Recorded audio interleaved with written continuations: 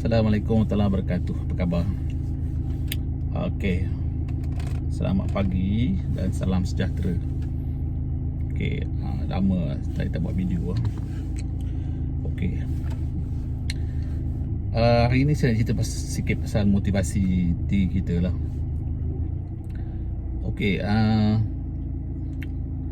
ada dua pendapat yang mengatakan macam mana kita nak memotivasikan diri kita, especially bila kita rasa malas untuk mencapai sesuatu benda lah kan.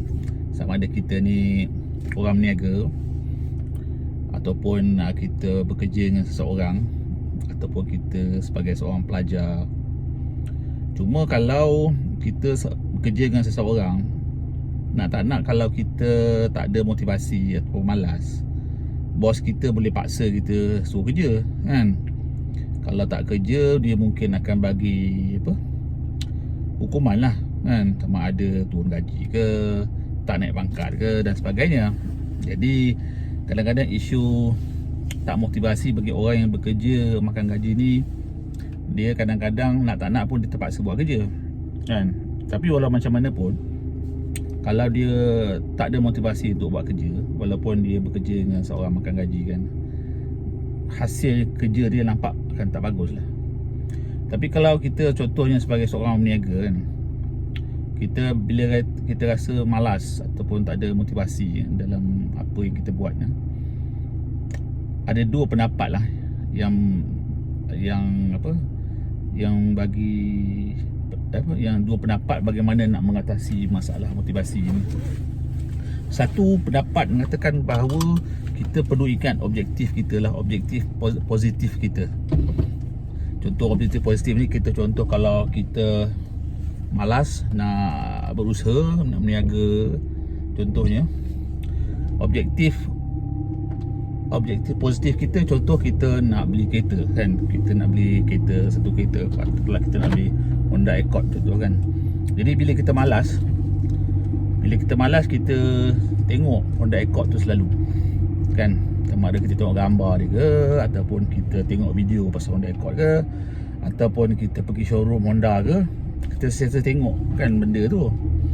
Jadi bila kita sentiasa tengok benda tu, kita selalu ingat benda tu, maka kita akan bertambah motivasi lah. Jadi bila kita rasa macam malas contoh nak berniaga kan, nak berusaha dalam perniagaan kita akan tengok gambar, video, ataupun saya kata tadi pergi ke showroom Honda, maka kita akan bertambahlah motivasi kita.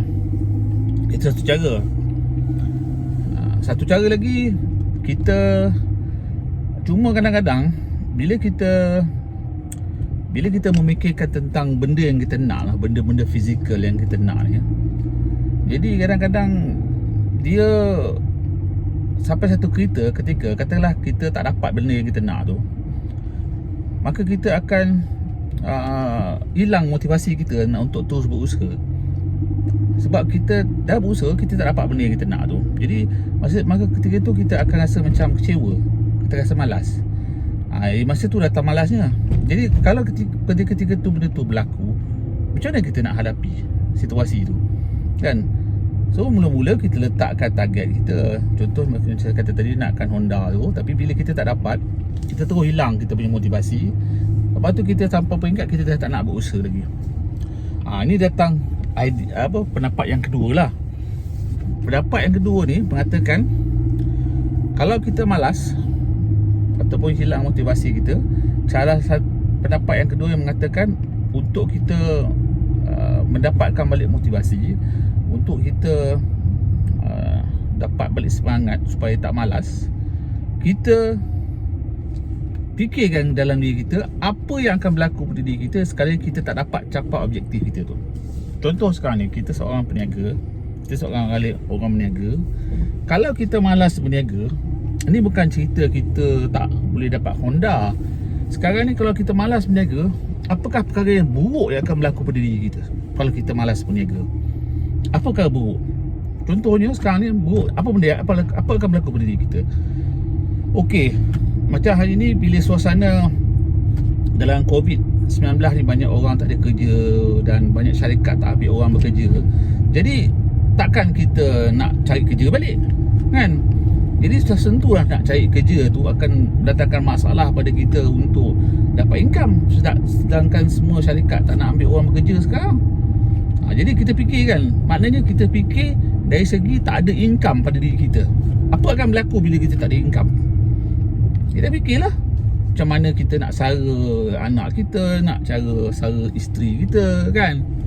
Keluarga kita, nak bagi duit pada mak bapak kita. Macam mana kita nak buat bila kita dah tak ada income? Jadi kita fikir ekstrim lah. Ekstrim apa yang akan berlaku ni, dia katakan kita fikir perkara negatif yang akan berlaku pada diri kita sekiranya kita malas atau tak ada motivasi. Okay? Contohnya sekali lagi, saya beri contoh lagi. Kalau misalnya kita malas nak berniaga, pilihan apa yang kita ada? Kita mungkin terpaksa makan gaji.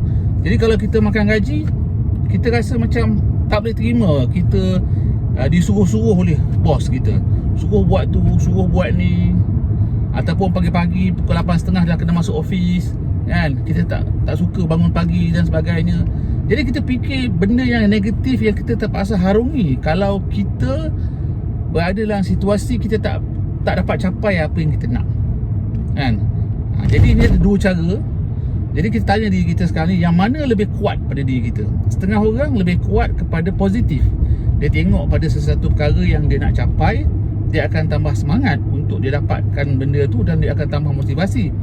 Setengah orang dia tengok benda yang tu dia tak boleh, benda yang fizikal yang dia perlu capai tu, dia tak ada satu motivasi yang kuat. Tapi motivasi dia kuat akan datang bila dia fikirkan perkara buruk yang akan berlaku bila dia tak dapat berusaha ke arah sesuatu objektif tu.